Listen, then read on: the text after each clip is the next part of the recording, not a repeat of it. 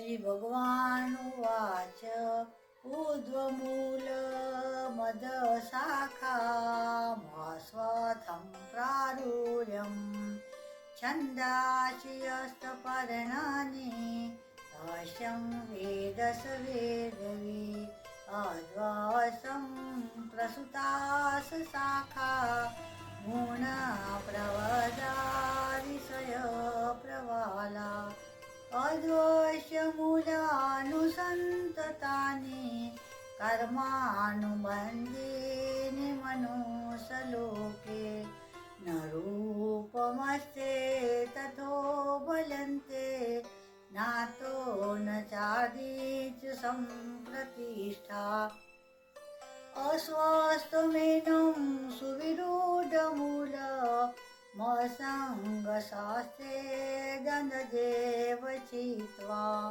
तत्पद तत्परिमागीत्यं यस्मै गन्ता निवत भूय तमेव चान्द्रं पुरुषं प्रपद्ये यत प्रवृत्ति प्रसुता पुराणी निर्माणमोहाजितसङ्गदोषा अध्यात्मनित्या विनिवृत्तकामा हृदयैव मुक्ता सुखदुःखछन्दे गच्छन्तमूढा पदमव्यतत न तत्भाषयते सूर्यो न शासको न पावकम् यद्गत्वा न विवन्ते तदानं परं मम ममेवासो जीवलोके जीवभूत सनातनं मनष्टानीन्द्राणि प्रकृतिस्थानकर्षते शरीरवाद्वानोति अचायो कामतीश्वरा गृहीवैत्यानि संयाति वायुर्गन्धानि वासतं श्रोत्रं चक्षुषपर्णं च रसनोधानमेव च अधिष्ठाय मनस्वाय विषयानुप्रसवेवते उक्तामक्तां स्थितं वापि भुञ्जान वा गुणाविता विमूढानानुपश्यन्ति पश्यन्ति ज्ञानचक्षुषं यतन्तो योगी नैनं पश्यन्तव्रस्थितम् अतन्त्योऽप्युकात्मानो नैनं पश्यन्त चेतस यदादित्यं गतं तेजो जगत् भासयतेऽखिलं यच्चन्द्रमसि यच्चाग्नो तत्तेजो विधिमामकम् कामाविश्य च भूतानि धारयामयामोजसा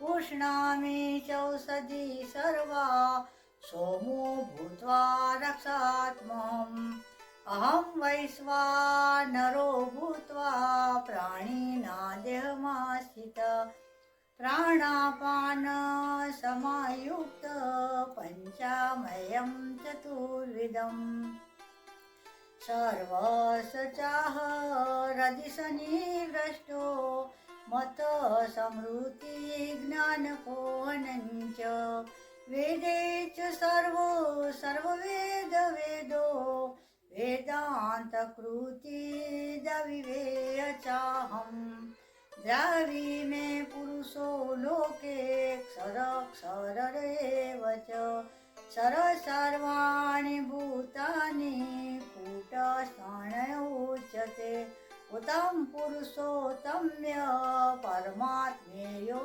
दावत यो लोकत्रयमाविश्य बिभर्य ईश्वर यक्ष्मासारम् अतितोरा डंसाडम्पि चौतम अतोरसिमलोके वेदे च प्रथित पुरुषोत्तम यो मामेव समूढो जानाति पुरुषोत्तम स सर्वे भजन्ति मां स सर्वभावेन भारत इति गुप्तं शास्त्र इदमुक्तमया नदा एतत् बुद्ध्वा बुद्धिमानस्य कृतकृतस्य ભારતમ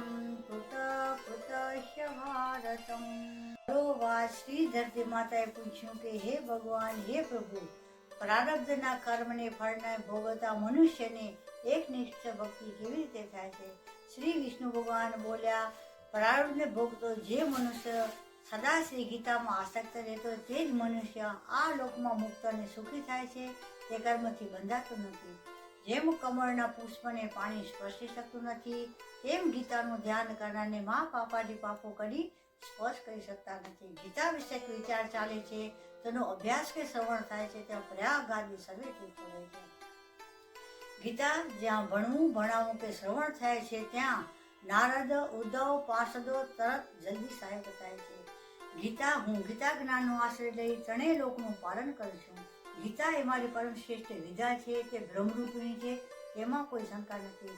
વળી ચિદાનંદ શ્રી કૃષ્ણ સ્વમુખે કહેલી આ ગીતા ત્રણેય વેદરૂપ, પરમાનંદ રૂપ અને તત્વરૂપ પદાર્થના જ્ઞાનથી યુક્ત છે. જે મનુષ્ય નિત્ય 18 અધ્યાયનો જપ કરે છે તે જ્ઞાનરૂપી સિદ્ધિને પામે છે અને પછી તે પરમ પદને પ્રાપ્ત કરે છે. સંપૂર્ણ પાઠ કરવામાં અસમર્થ હોય તો અડધો પાઠ કરે તો પણ ગાયના દાનને થતા પુણ્યને પામે છે. ત્રીજા ભાગનો પાઠ કરે તો ગંગા સ્નાનનો, છઠ્ઠા ભાગનો પાઠ કરે તો સોમયજ્ઞનું ફળ પ્રાપ્ત કરે છે. જે મનુષ્ય નિત્ય ગીતાના એક ચરણનો પાઠ કરે છે તે શિવજીનું ગણ બનીને ચિરકાળ કૈલાસમાં પામે છે. ચરણનો અડધો પાઠ કરે તો 10,000 વર્ષ સુધી ચંદ્રલોકને અવશ્ય પામે છે અને શ્રી વિષ્ણુને સાથે આનંદ કરે છે.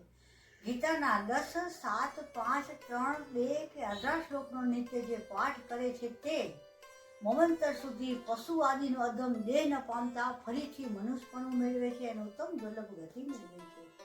જનક આદિ ઘણા રાજાઓ પાપ રહિત થઈને આ લોકમાં ગવાયા અને મૃત્યુ બાદ તે પરમ પદને પ્રાપ્ત થયા છે.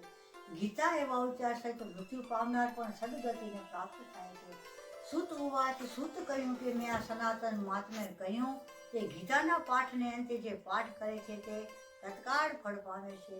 એથી શ્રી વારાપુરા શ્રી ગીતા મહાત્મય સંપૂર્ણમ. શ્રી ગીતા માત કી જય. કૃષ્ણ અર્જુન સંવાદ શ્રી 15મો અધ્યાય સંપૂર્ણમ. બોલો કૃષ્ણ કનૈયા લાલ કી જય.